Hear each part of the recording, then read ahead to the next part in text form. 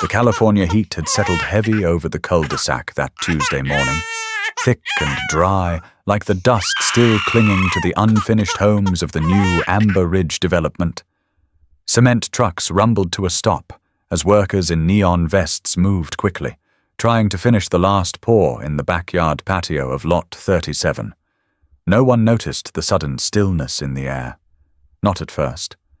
Amanda Carter adjusted her sunglasses and shielded her eyes from the sun as she stepped out of her SUV, her 1-year-old son Aiden on her hip, and the nanny, Brianna, trailing behind. Amanda was a detail-oriented architect, always keen on final walkthroughs. But today wasn't about blueprints or measurements. She simply wanted to see the home that would soon be theirs. "Careful near the patio," warned Rick Dawson, the site manager, as Amanda walked toward the backyard. His voice was sharp, a little too quick. "Still setting." Amanda paused.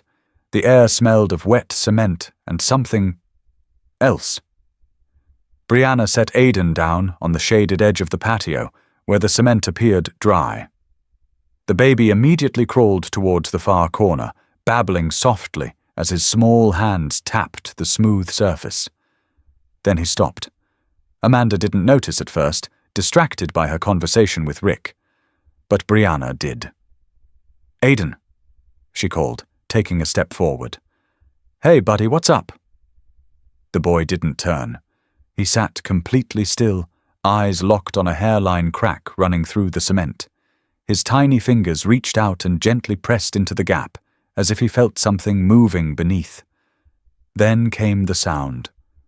Soft at first, a faint scraping, then a breath, ragged, labored, like something trapped beneath the earth itself. Brianna's eyes widened. Amanda, come here now!"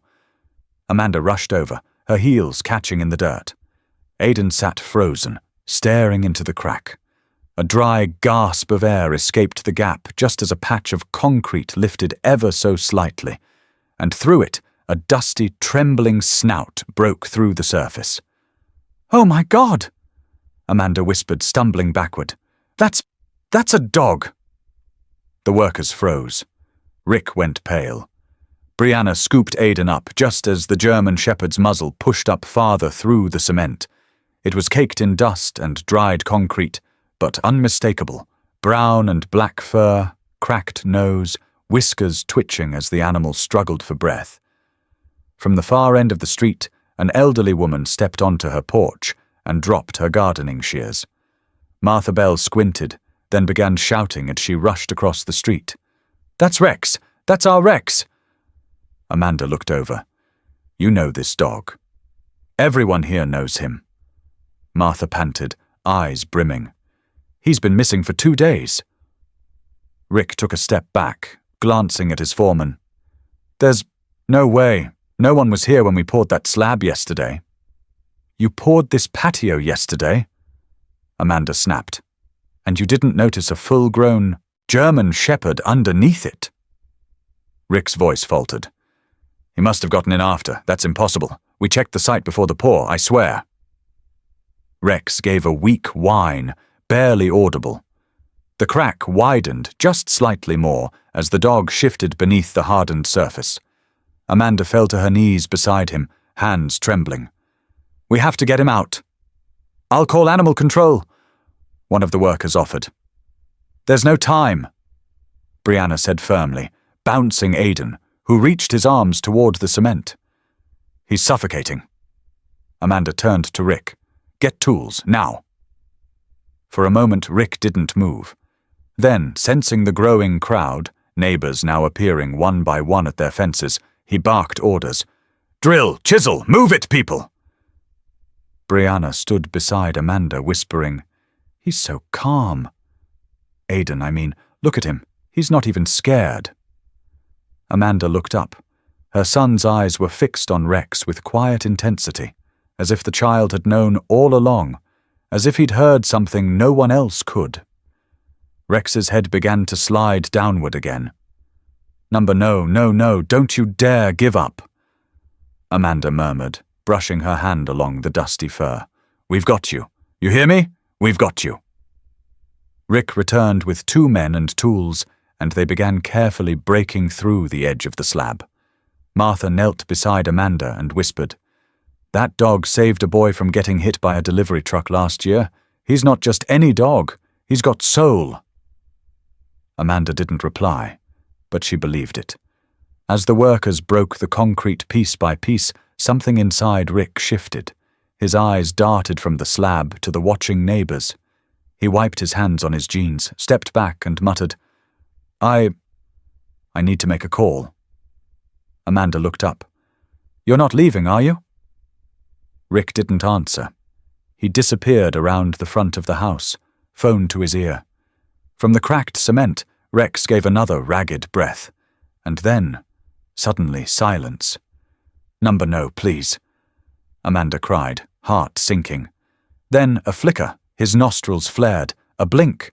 Barely, but enough. "He's still with us," Martha said hoarsely, "but not for long." One of the crew whispered, "It's like he held on. For the baby." Amanda glanced at Aidan. The toddler babbled quietly, hand stretched toward the dog's exposed face. Then Rex opened one eye, just one. But it locked on Aidan with such clarity, such recognition, that Amanda gasped. He knows him. Somehow, he knows him. In the distance, sirens approached, and the real rescue was just beginning. The ambulance lights faded as Rex was rushed to the nearby West Side Veterinary Clinic. Amanda's hands were still shaking as she paced outside, clutching Aidan to her chest.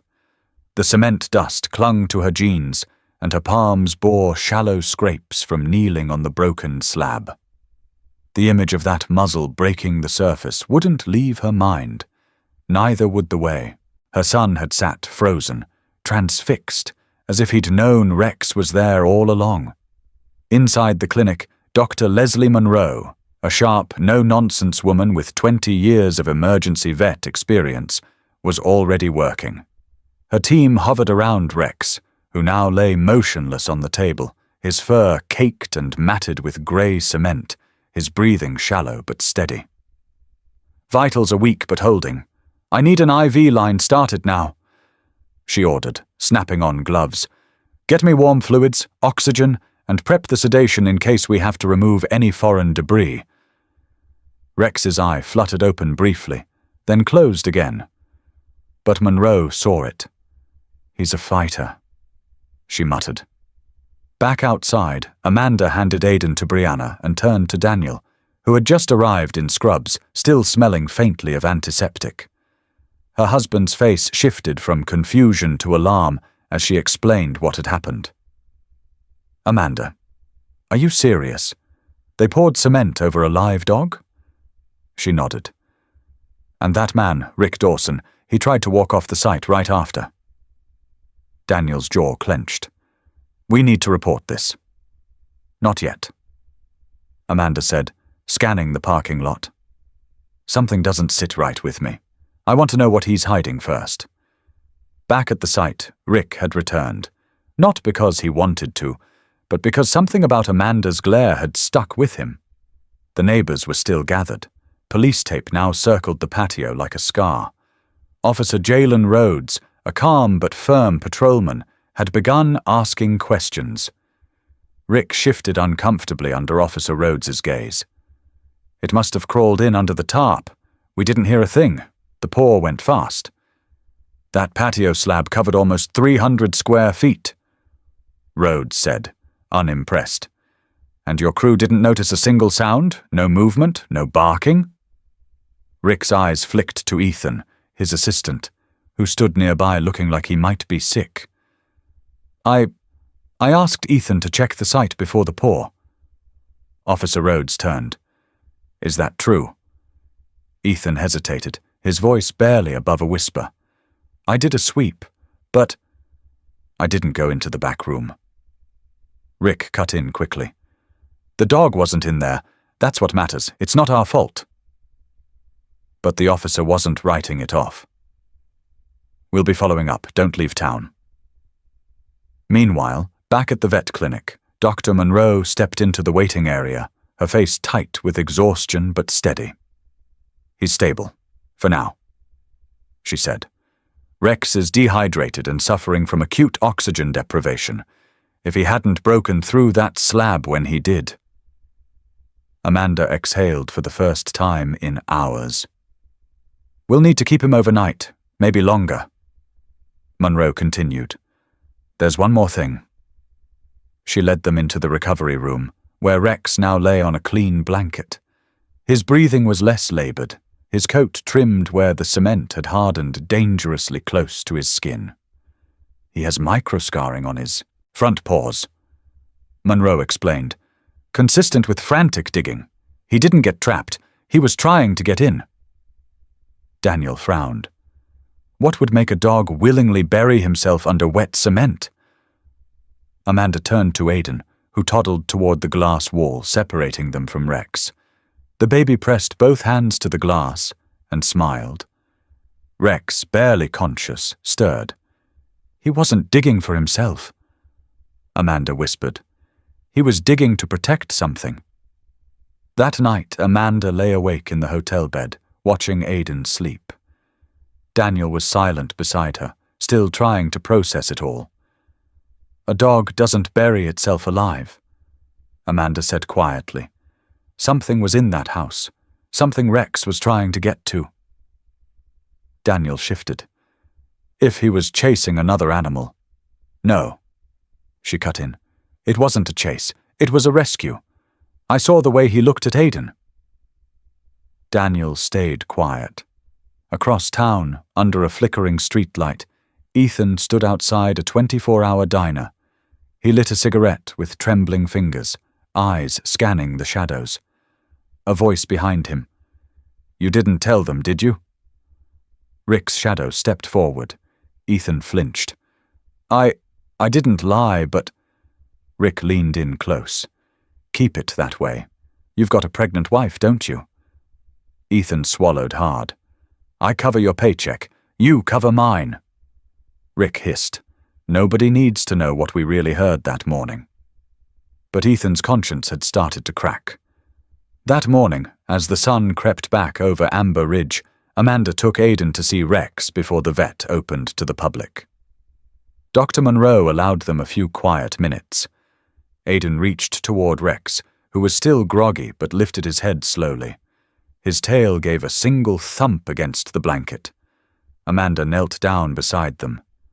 "You knew, didn't you?" she whispered to Rex. "You knew there was something, or someone, under that house." Rex blinked once. His paw twitched like he was pointing. Amanda followed the gesture. Then she looked up sharply. "We're going back to that house," she said. Daniel stepped into the doorway behind her. "Why?" "Because Rex isn't finished telling us the story." The morning sun was already high over Riverside when Amanda pulled into the driveway of their not-yet home. She killed the engine and sat still for a moment, watching the house. It looked calm from the outside, like nothing had happened, like no living creature had clawed its way through solid concrete, desperate to protect something beneath it. Daniel climbed out beside her, adjusting his jacket. "You're sure about this?" "No," Amanda admitted. "But Rex was pointing at something, and I trust him." Inside, the site was quiet. The workers hadn't returned yet. Rick was noticeably absent, though Ethan's dusty pickup sat crooked at the curb. The door creaked as Amanda pushed it open. She stepped inside first, scanning the unfinished interior, the drywall seams still exposed, the smell of paint and dust heavy in the air. She knelt near the back patio door, the one closest to where Rex had been found. The corner of the room had a faint, lingering odor, not cement, something else, like musk, old sweat, and dog fur. Daniel moved to the far side of the room, tapping along the floor with his foot. "You think whatever Rex was after is still here?" "I think he was after something worth dying for," Amanda murmured. From the open window, a voice floated in. "Ms. Carter?" They turned to see Ethan at the doorway, cap in hand. He looked more nervous than guilty today. Behind him, Brianna walked up with Aiden in her arms, surprised to see someone already there. Amanda didn't flinch. "We were just looking around. Something's still off." Ethan hesitated, shifting on his feet. "There's something I didn't say before." Amanda stood up slowly. "Go on." "The day before the paw, I came early. Just me and Rick. We weren't scheduled to start, but he wanted to move fast." Ethan looked around, like the walls might be listening. "I heard barking inside the house. Not loud, muffled. I told Rick, and he said it was probably echo from outside. He told me to ignore it." Amanda felt her pulse spike. "You didn't check?" "I tried to, but he rushed the job. He poured half the mix before the rest of the crew even showed."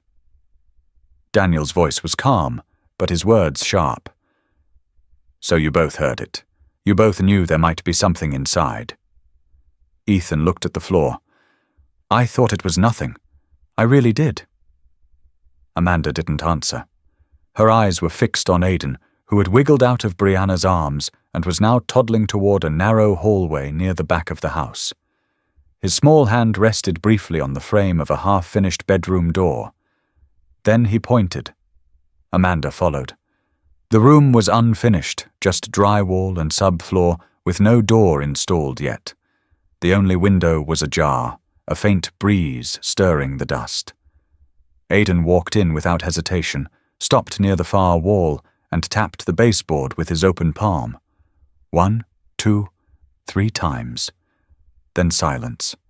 Daniel knelt beside him, running a hand along the baseboard. "What is it, buddy?" Aiden didn't speak, just stared. Amanda crouched down, feeling the air. The temperature dropped near the corner. Subtle, but definite. She pressed her hand to the floor. There was a hollow echo beneath the boards. "Is there crawlspace access?" She asked Ethan. He blinked. "Number not here. That section was supposed to be slab foundation."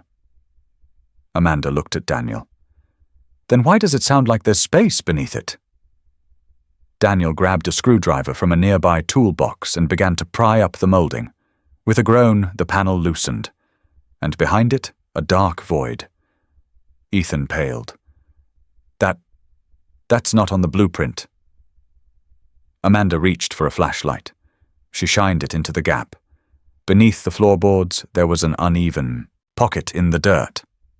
Nestled inside, surrounded by chewed fabric insulation and bits of shredded tarp, was a small fur-covered lump. She gasped. "It's a puppy." A tiny German shepherd, barely a few weeks old, blinked back at her. Its eyes glistened with confusion and fear, but it was alive. Amanda reached in carefully, cupping the frail creature in her hands. It was trembling, ribs visible, nose dry. But as soon as she pulled it into the light, it let out the faintest whine. Aiden clapped once, softly. Ethan looked ready to faint. "I didn't know. I swear. I never heard another one." Amanda didn't respond. She turned and headed for the door, holding the puppy close. "We're taking it to Rex." As they raced back toward the vet clinic, Amanda kept glancing at the puppy. It rested against her chest, weak but breathing, its tiny tongue flicking over her fingers. Inside the clinic, Dr. Monroe was prepping Rex for another round of fluids when Amanda burst in.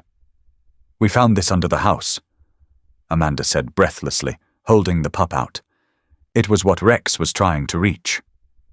Monroe's eyebrows shot up. "A pup?"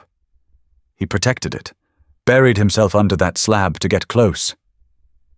The vet took the puppy gently, already examining its condition. "It's alive, but barely. Needs warmth, glucose, hydration. But it's salvageable." Amanda knelt beside Rex's table. He was still sedated, but flickered his tail at the scent. The puppy let out a soft whimper. And then, for the first time since being pulled from the cement, Rex moved with purpose. His paw slid forward, nose twitching. A groan escaped his throat. Deep, raw. Monroe placed the pup beside him. Rex's muzzle nuzzled the tiny creature immediately. A soft lick, then another. The puppy curled into his chest like it had never left. Amanda couldn't speak. She felt tears press behind her eyes and didn't fight them. Daniel reached for her hand. "He didn't get trapped under the concrete?" he said. He went in after his own. Brianna stood at the doorway, Aidan cradled in her arms. The baby smiled. Rex had told his story, and now the world was finally listening. That evening, the clinic lights glowed soft and steady against the deepening orange of the California sunset. Inside, the mood was far from calm. Dr. Monroe moved quickly around Rex's recovery suite. The puppy, now nestled against Rex's chest, had made it through the critical first few hours, but his blood sugar was still dangerously low. The small IV taped to his leg fed in glucose at a drip so slow it was barely noticeable. "He's hanging in," Monroe said to Amanda and Daniel, who stood nearby, eyes never leaving the pair. But this little guy was likely alone down there for at least 2 days, and based on the insulation fragments, Rex didn't just find him by accident. He built that nest. Amanda looked at the puppy, then at Rex. He buried himself to keep his pup warm. Daniel exhaled slowly, as if finally understanding the weight of it. Back at the site, Officer Rhodes had returned with a full report team. The cement slab had been broken up further. The hollow understructure had been mapped. The cavity where the puppy had been found didn't match any construction blueprint. "I don't care what Rick Dawson claims," Rhodes said to his partner. "That wasn't an accident." Ethan sat on the edge of a curb outside, elbows on knees, staring at the ground. His mind swirled. Rick had lied. That was now obvious to everyone. But Ethan hadn't just been complicit, he'd helped pour the cement. He looked up as Officer Rhodes approached. "You said you heard barking the morning of the pour." Ethan nodded slowly. "Did you stop the job?" I told Rick." "What did he say?" Ethan hesitated, then quietly, "That we had a deadline. That the dog would find its way out. He told me to keep my mouth shut or I'd cost everyone the job." Rhodes studied him. "You realize that by staying silent, you allowed a living animal to be buried alive." "I didn't know it was under the slab," Ethan said, guilt creeping into every word. "I heard barking. That's it. I thought it was outside." Rhodes didn't answer. He just pulled out a small notepad.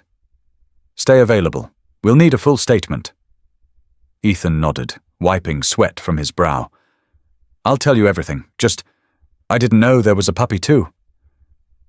Across town, Amanda was back at the hotel with Aidan, trying to calm the baby down after a long day. But Aidan wouldn't sleep. Not yet.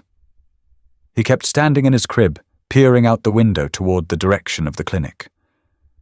"He hasn't stopped since we got here," Amanda said to Daniel, who was rubbing his temples. Daniel glanced at the boy. He was there when Rex was pulled out of that cement, and when they found the puppy. Maybe he feels something we don't. Amanda sighed.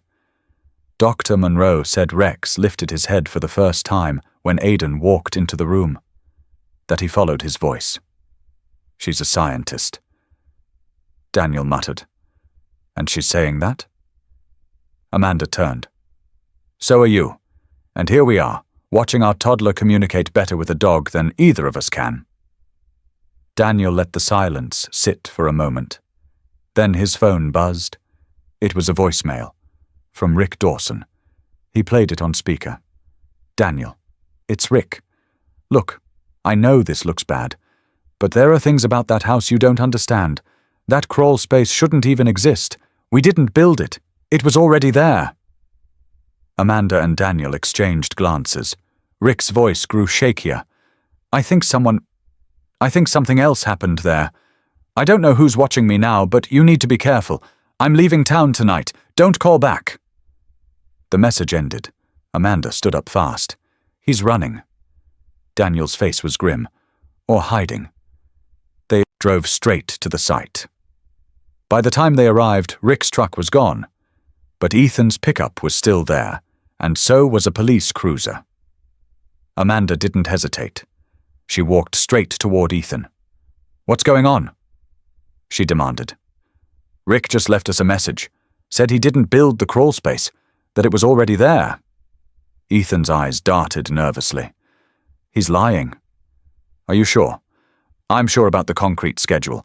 The base was laid 3 weeks ago. I was there. We compacted every inch. No voids."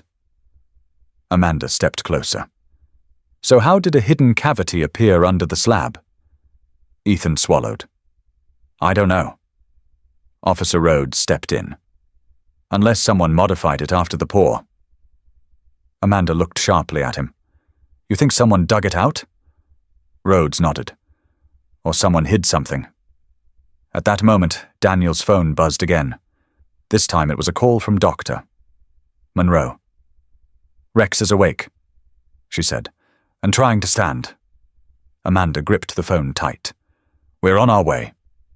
They drove faster than before. At the clinic, Rex was no longer lying flat. He was up on one elbow, weak but alert. The puppy, still connected to fluids, nestled close beside him. When Amanda walked in, Rex's ears twitched, his eyes locked on hers. Then he did something unexpected. He growled. Not at Amanda, at the door. Seconds later, Officer Rhodes stepped into the room, and Rex growled again. Amanda looked between them. "What is it, boy?" Rex's gaze didn't break. Rhodes raised an eyebrow. "What's he trying to say?" Then Aiden babbled from the stroller. Rex's tail gave a small thump. The growl stopped. Daniel stared. "He's protecting Aiden." Dr. Monroe stepped forward. "Or warning us." Everyone turned quiet.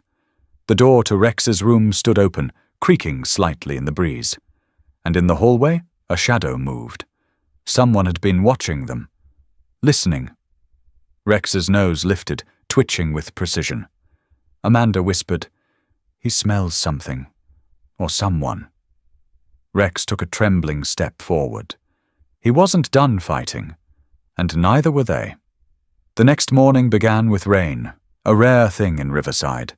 Thin droplets tapped against the windows of the vet clinic as Amanda sat beside Rex's kennel, watching his chest rise and fall. The puppy, still unnamed, slept tucked beneath Rex's chin, breathing in unison with its father. Rex was healing faster than anyone expected, his vitals strong, his reflexes sharper. But it wasn't his strength that Amanda couldn't stop thinking about. It was his eyes, the way he watched the door, the way his body tensed every time a stranger walked in. Something happened in that house.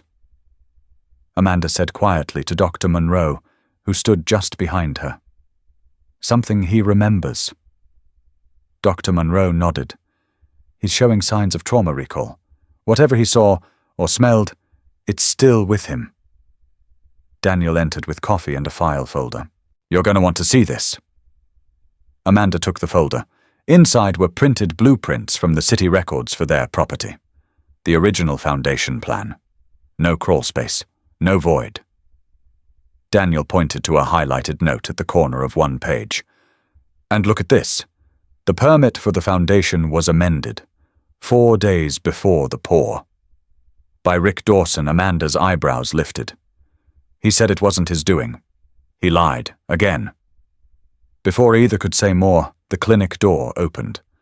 Officer Rhodes stepped in, soaked from the rain, holding a muddy evidence bag.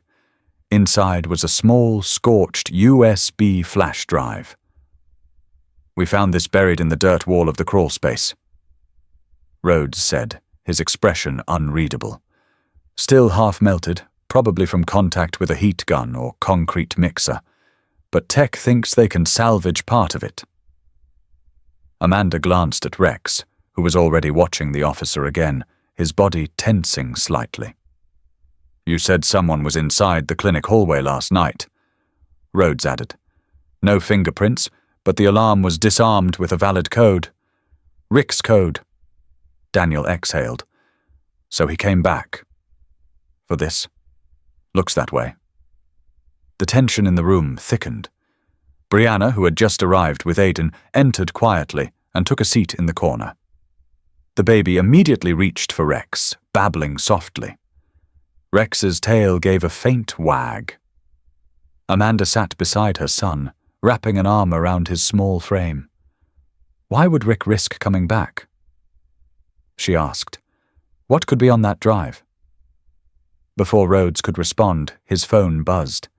He stepped outside to take the call. Dr. Monroe leaned closer to Amanda. There's something else. Rex keeps signaling toward the pup. Amanda blinked. Like how? He nudges him, tries to get him to walk, but not aimlessly, toward doors, toward shadows. Almost like he's trying to teach him something. Amanda looked at Rex again. Or warn him. The door burst open again. This time, it was a teenage girl, wet, panting, clutching a hoodie soaked with rain. I need to speak to someone, she said quickly. My name's Haley Simmons. I live next to that construction site. I saw something. Amanda stood. You were the one who called the clinic 2 nights ago? Haley nodded. I didn't say everything. I was scared. Dr. Monroe closed the exam room door behind her, giving them privacy. Haley wiped her eyes. 2 days before they poured the cement, I saw the German shepherd, Rex, I guess, sneaking into the house through the side. He had something in his mouth. It was small. Moving. Amanda whispered. The puppy. I think so. But that's not all. That same night I saw Rick. He was in the house alone, no lights, just walking through with a flashlight. Like he was looking for something. Daniel asked. Could it have been a break-in? Haley shook her head. Number he had keys. He was acting weird, talking to himself. He went into the back room and stayed there for a long time. Then he came out fast, got in his truck, and drove off. Amanda's voice dropped. And you didn't say anything before because... Haley looked down. Because my brother works for Rick. I didn't want to get him fired. Amanda and Daniel exchanged a glance. Rhodes returned just then, holding up his phone. That drive? They cracked part of it. He placed the phone on the table and pressed play. A video file began. Grainy footage. Handheld. Filmed at night. Rick Dawson's voice muttering. Flashlight beam bouncing through drywall. Then something chilling. A low growl. Followed by barking. Desperate. Frantic. Rick's voice again, shaky. It's just a damn dog. No one'll care. Just keep it quiet. Get the job done. Then the screen flickered to static. Amanda froze. He knew. Rhodes nodded grimly. And he recorded it. Daniel's jaw tightened. That's not carelessness. That's cruelty. Documented. Amanda looked toward Rex, who was now standing, shaky but determined. The puppy stumbled forward too, following his father's lead. Then it's time, she said. Time to take this public. But just as she reached for her phone, the clinic lights flickered. Once. Twice. And then everything went dark. The backup generator kicked on with a jolt, humming faintly, casting the clinic in low, flickering light. Amanda spun around, instinctively pulling Aiden close. Rex stood in front of them now, stiff, alert. His ears pointed straight up, nostrils flaring. Something was wrong. Dr. Monroe stepped into the hallway. That wasn't a regular outage. Someone killed the main grid, from outside. Rhodes drew his weapon. Stay here. No, Amanda said firmly. If they're coming for the dog, or the footage, we need to move him now. The vet nodded quickly. There's an emergency exit out the back. I'll prep the transport crate. Daniel checked the clinic's security feed from the tablet on the wall. All cameras showed static, but in one corner of the screen, just before the feed went black, was the faint outline of a figure. Hooded, crouched, by the electrical box. Too clean, he muttered. They knew exactly where to hit. Brianna was already helping Aiden into his jacket when the first loud bang hit the front door. Not a knock, an impact, followed by another. Then the sharp sound of glass shattering. "We're out of time," Rhodes growled. Amanda turned to Rex. "Can you lead him?" she asked, motioning to the puppy, who trembled under the bench. Rex didn't need commands. He padded over, nudging the puppy with his nose, then herding him forward with gentle pressure. Together, they moved swiftly down the hall towards the rear. Another crash. Then came voices. Deep, male, organized. "Check left, 2 on the kennel, make it fast." "They're here for him," Amanda whispered. Rhodes turned to her. "You take the dogs and your kid, Daniel, with me." Amanda didn't hesitate. She scooped the puppy into her arms while Rex took the lead. The emergency hallway was dimly lit, lined with metal cabinets and lab coats swinging from hooks. Her heartbeat thundered in her ears. As she reached the exit, she paused just long enough to glance back, only to hear a shot fire inside the clinic. Aiden flinched. Rex growled low. Dr. Monroe opened the rear gate. "Get to my car. It's unlocked. Keys in the visor." Amanda bolted into the rain, shielding the puppy with her body. Rex stayed by her side, limping only slightly, refusing to let the pain slow him down. Behind them, another shot echoed. She threw open the passenger door of Monroe's Subaru and gently laid the puppy inside. Aiden climbed in after him, arms protectively around the tiny dog. "Rex, in," she commanded. Rex obeyed, leaping into the back seat. Amanda slammed the door just as Dr. Monroe shouted, "Geo!" As the car pulled onto the wet road, tires skidding, Amanda looked back through the rear window. Flashlights swept across the back lot. Men in black, carrying rifles, scanning in tight formation. They weren't just criminals. These were professionals. Trained. Rhodes's voice crackled through Amanda's phone on speaker. "You're clear. I'm holding them at the front. I'll buy you 5 minutes, maybe 10. "Rhodes, who are they?" "Not cops. Not Rick's goons either. This is bigger." Amanda's fingers tightened on the wheel. "Where's safe?" Daniel came on the line. "There's an old ranger station 2 miles outside town. Off Route 7, through the woods. No cameras, no signal. You'll be off-grid." Amanda swerved toward the turnoff, windshield wipers struggling against the downpour. Inside the car, Aiden whispered, "Mommy, why do they want Rex?" Amanda's voice cracked. "Because he saw something, and because they know he's smart enough to remember." The road grew rougher. Potholes, mud. The tires slipped, but she held steady. Trees blurred past like ghosts. Suddenly, Rex barked. Sharp, urgent, she hit the brakes.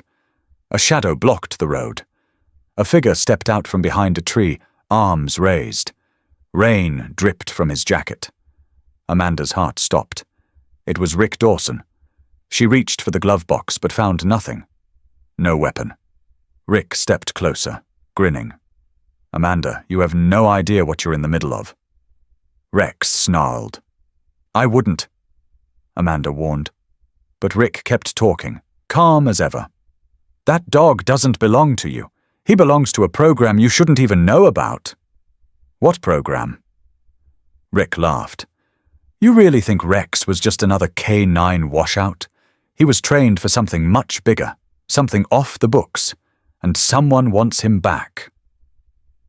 Amanda didn't blink. "Why bury him alive, then?" Rick's jaw clenched.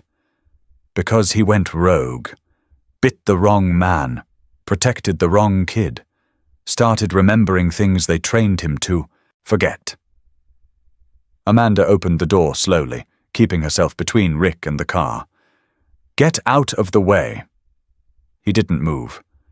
"You take him, you're dead. Him, the pup, your kid. None of you walk away." Suddenly, Rex lunged from the back seat. Not at Rick, at the tree line. A second figure had been creeping behind them. camouflaged, silenced pistol in hand. Rex struck before the man could raise it, teeth locking onto the arm and dragging him to the ground. Gunfire cracked. Amanda dove low, pulling Aiden down. Rick swore and bolted into the woods. The attacker thrashed under Rex's weight, trying to free himself. Amanda snatched the dropped pistol and aimed it. "Call them off!" she screamed at the trees. But no one answered. Rex let go only when the man went limp. Amanda stood shaking, breath ragged. She stared at the dog, bloody muzzled, eyes burning with fury and pain. "Rex," she whispered. He looked at her, and for the first time, she understood. He wasn't just protecting them, he was leading them into something deeper. This wasn't over. It hadn't even begun. The ranger station loomed ahead, half swallowed by dense pine trees and fog. Weather-beaten and forgotten, it looked more like a haunted cabin than a sanctuary. Amanda's hands shook as she gripped the steering wheel, adrenaline still churning from the ambush on the road. Aiden sat silently in the back seat, clutching the rescued puppy, whose eyes fluttered weakly. Rex sat upright beside them, alert, his coat damp and matted, streaked with blood that wasn't his. Amanda killed the engine. "Stay close," she whispered, unholstering the pistol she'd taken from the attacker. Rex exited first, his paws hitting the muddy ground with barely a sound. He sniffed the air, ears twitching. Amanda followed, carrying the puppy, and Aiden trailed behind, his sneakers sloshing in the wet earth. Inside, the station smelled of pine, dust, and old coffee. Cobwebs hung in the corners like silent witnesses. Amanda found a lantern and clicked it on, casting warm yellow light over the dusty interior. She set the puppy on a folded towel on the counter and checked his breathing. It was shallow but steady. Aiden sat beside him, petting his tiny head. "Will he make it?" Amanda nodded, not trusting her voice. She turned to Rex, who was now standing near the door, eyes fixed on the darkness beyond the window.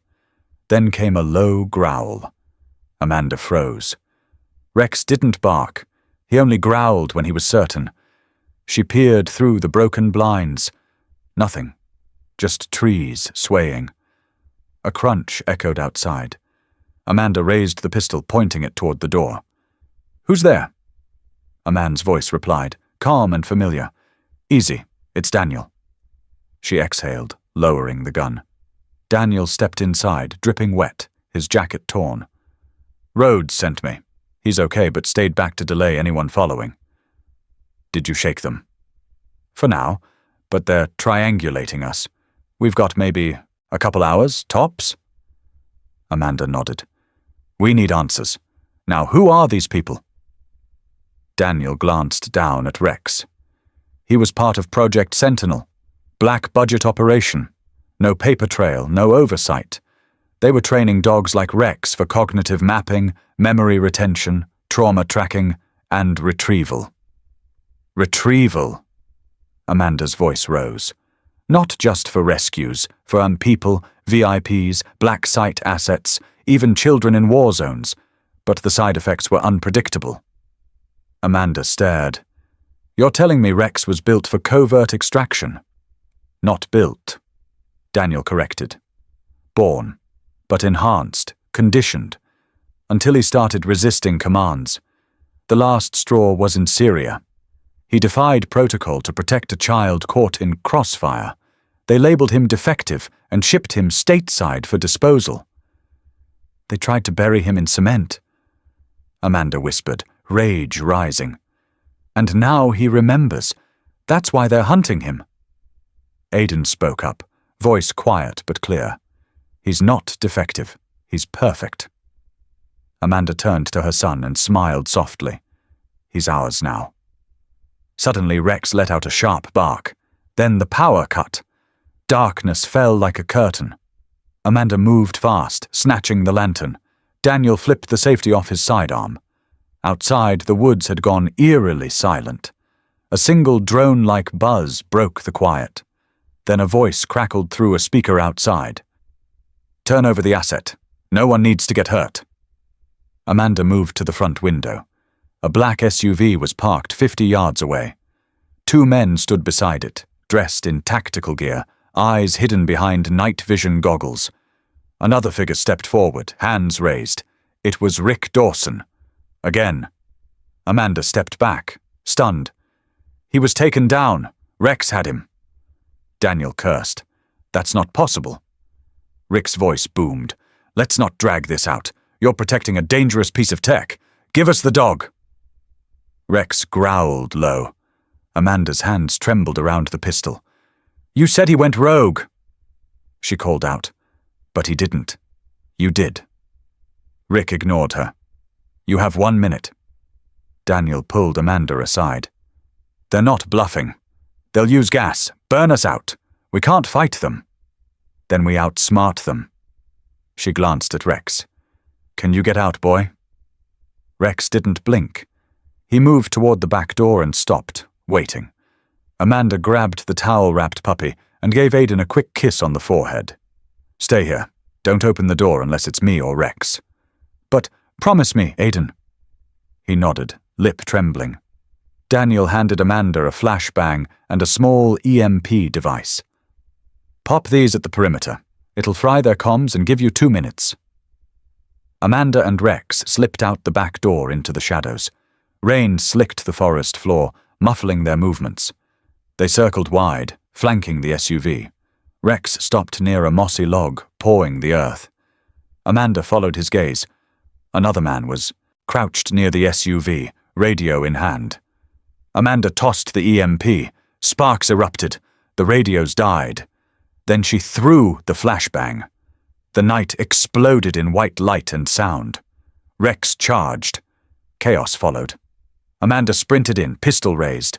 One agent reached for his weapon but was knocked flat by Rex's leap. She ducked behind the SUV, taking shots at the tires, disabling it. Rick turned to run, but Amanda tackled him from behind, pinning him in the mud. "You're done!" she hissed. He laughed bitterly.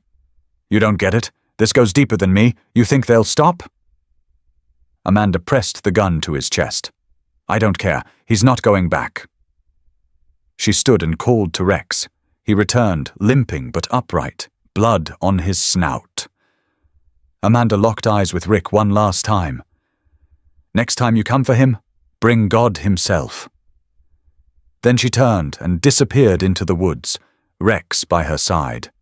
Back at the station, Aiden waited, and the war was just beginning. Morning broke slowly over the ridge, slicing through the mist with streaks of gold and pale blue. Amanda crouched behind a moss-covered boulder, watching the forest breathe.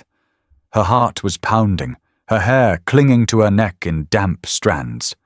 Rex stood beside her, nose twitching, fur caked in dried blood and mud, but his eyes were sharp, locked onto the narrow trail below. They had made it out of the ranger station, barely. Daniel stayed behind to cover their escape. They didn't know if he made it. Amanda had only taken seconds to look back, and in that brief moment, she'd seen Rhodes shoving Daniel behind a barricade, yelling for her to run. She did. With Rex leading the way and the puppy cradled in her jacket, Amanda and Aiden had hiked through the night, sleeping in shifts and moving off-trail to avoid heat detection. Now, only one barrier remained between them and the safe house, an abandoned hydroelectric plant that hadn't seen power in 20 years. Amanda had chosen it on purpose. Off-grid, shielded, forgotten. "Are you sure this is it?" Aiden asked, rubbing sleep from his eyes. "Yeah," Amanda replied, standing. "But they'll know we're heading here. We need to move fast." Rex barked once, short and clipped. Amanda tensed. Someone's here. Out of the trees stepped a woman in her 50s, long grey braid, black tactical vest. Her face was lined but composed, and her gaze immediately went to Rex. "Well, I'll be damned," she said softly. "He made it." Amanda raised her pistol. "Who are you?" "Name's Marisol. I used to work on Project Sentinel. I was one of the handlers before I quit. Rex saved my life in Caracas. They told me he'd been destroyed." Aiden stepped closer to Rex, protective. "Why should we believe you?" Marisol held up a small locket and opened it. Inside was a photo, young Rex sitting next to her in a training facility, tongue out, ears perked. Amanda lowered the pistol. "Barely." "Why are you here?" "Because I know what's coming, and you won't stop it with bullets." Behind her, footsteps approached. More people, 4 of them, all wearing civilian gear, one carrying a battered laptop, another with what looked like a homemade satellite dish. One had a missing leg and walked with a carbon fiber blade. "We're ghosts," Marisol said. "People the program discarded. They tried to erase us, but we didn't forget. And when we saw your video online, the baby recognizing Rex, we knew it was time." Amanda stared. "That wasn't supposed to go viral." Marisol gave a dry chuckle. "Did you really think a baby pointing at a buried dog in a cement ditch wouldn't light up the internet? That clip broke containment protocols. They're coming full force now, not just to retrieve Rex, but to erase the evidence." Amanda looked at Rex, who stood unwavering beside her, the rising wind ruffling his fur. "Then let's make sure the evidence fights back." Inside the hydro plant, the team worked quickly. They pulled open rusted panels, rewired what still had current, set up signal blockers and traps. Amanda helped build barricades, while Marisol installed a node to beam one final transmission, a data dump of everything they had on Project Sentinel. "All we need is time," Marisol said. But time was the one thing they didn't have. At dusk, the attack began. No warning, no announcements, just a sonic pulse that knocked birds out of the sky and caused the steel pipes to vibrate like tuning forks. Rex was the first to react, tackling Amanda to the floor just as a drone fired a spike into the wall where she had been standing. Outside, black-clad operatives rappelled from helicopters and stormed the perimeter. Inside, Marisol and her team engaged, dropping 2 agents before one of them took a hit in the shoulder. Amanda dragged him to safety while returning fire. Rex didn't wait. He charged, not blindly, but with precision. He lunged through gaps, knocking over gear, drawing enemy fire. One moment he was underfoot, the next he'd vanished, only to reappear behind enemy lines. He was more than a dog. He was trained chaos with a heart. Then came the twist. The lead agent, a tall man with a scar down his jaw, entered the plant with his team. But he didn't attack. He stopped when he saw Rex. "Rex," he said, voice low. "Stand down." Rex growled, unmoved. Amanda raised her gun. "Don't talk to him like he belongs to you." The man ignored her. "He remembers me. I'm Captain Vance. I was the first to train him." Marisol's voice came from the shadows. "You're the one who forced the trauma loops." He didn't flinch. "You know why. It worked. Rex is the best retrieval asset the government's ever had." Amanda stepped forward, eyes blazing. "He's not an asset. He's family." "Then you know what he's capable of. You've seen it. That's why he needs to come with us, for everyone's safety." Suddenly, a quiet voice echoed through the building. "No." It was Aiden. He stepped into view, holding the puppy protectively. "You tried to kill him. You buried him in cement, and he still saved us. You don't get to take him back." For a second, Vance looked shaken. Amanda didn't hesitate. "We're not going anywhere." Behind her, Marisol gave a signal. The data dump had completed. "All files have been uploaded. The world knows now," she said. Vance looked at Rex one last time. "Then it's out of my hands." He turned to leave. But as he walked away, he spoke softly into his comms. "Abort the mission. They beat us to it." The agents melted into the trees. The war for now was over. Rex limped back to Amanda's side, panting heavily, his tail wagging once before collapsing next to her. She knelt, burying her face into his thick fur. "You did it, buddy," she whispered. But none of them knew that this was only the beginning, because when you tear the curtain back on secrets that were never meant to be exposed, the light hits everything, including the monsters. The press conference was already spiraling before Amanda even stepped onto the stage. Outside the courthouse, reporters jostled behind barricades. Camera flashes lit up the air like lightning strikes. The leaked files on Project Sentinel had detonated across the internet like a bomb.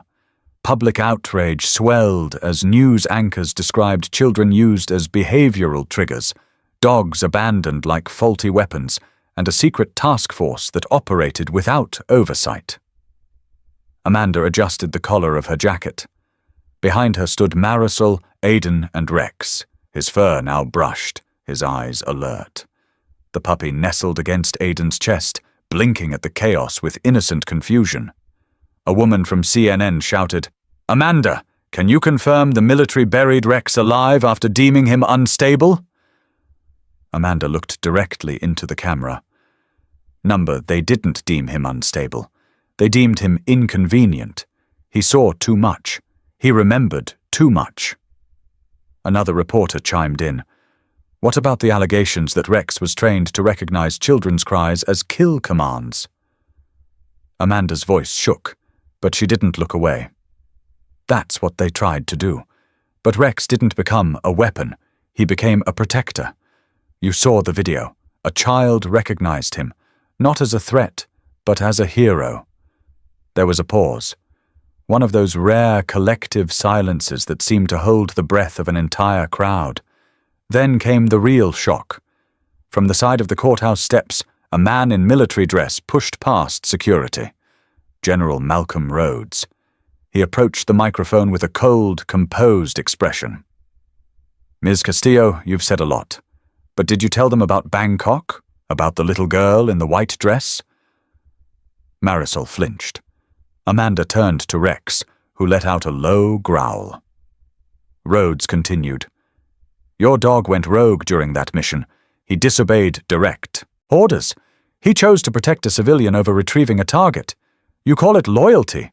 We call it compromise, and that's why he was marked for disposal." Amanda stepped closer. "You're wrong.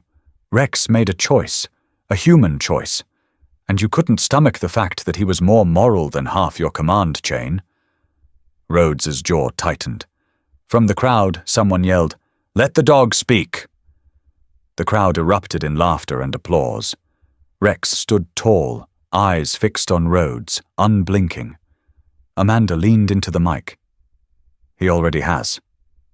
With that, she turned and walked off the stage. Rex followed, step for step. Behind them, Rhodes stood frozen, because in that moment, someone handed him an envelope. Inside, a subpoena. The Senate Intelligence Committee wanted answers, and this time they weren't asking nicely. It wasn't a courtroom or a battlefield where the final shift happened.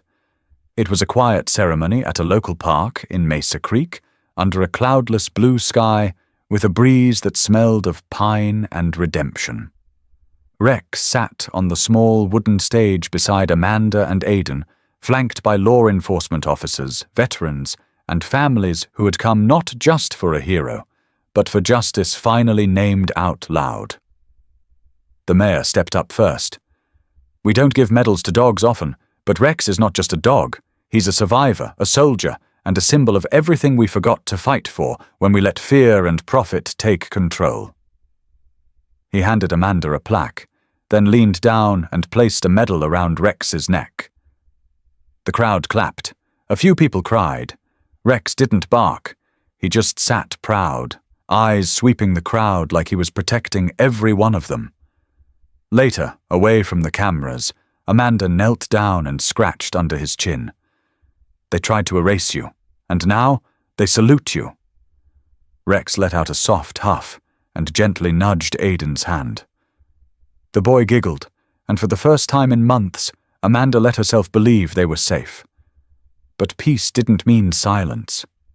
Because days after the ceremony, Project Sentinel's fallout triggered investigations from watchdogs, lawsuits against the defense contractor, and a growing public demand for transparency around AI use in K-9 units.